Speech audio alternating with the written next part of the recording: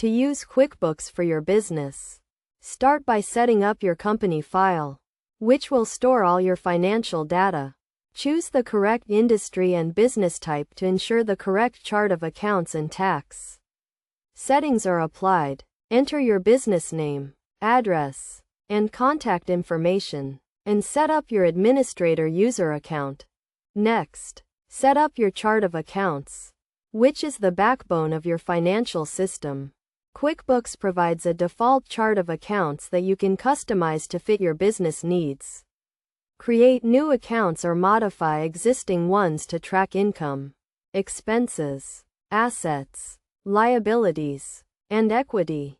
Now, set up your customers and vendors by creating profiles that include contact information and payment terms. This will help you track sales, invoices, and payments, as well as purchases and expenses.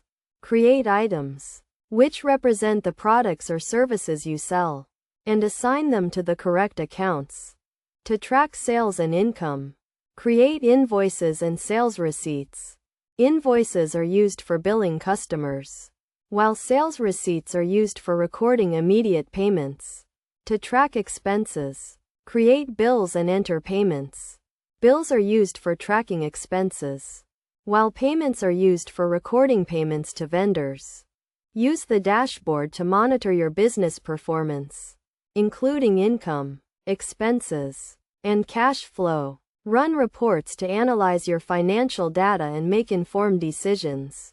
Regularly reconcile your bank and credit card statements to ensure accuracy and detect any discrepancies. Best practices include regularly backing up your data, using passwords and user permissions to secure your file, and staying up to date with the latest QuickBooks updates and features. By following these steps and best practices, you can effectively use QuickBooks to manage your business finances and make informed decisions to drive growth and success.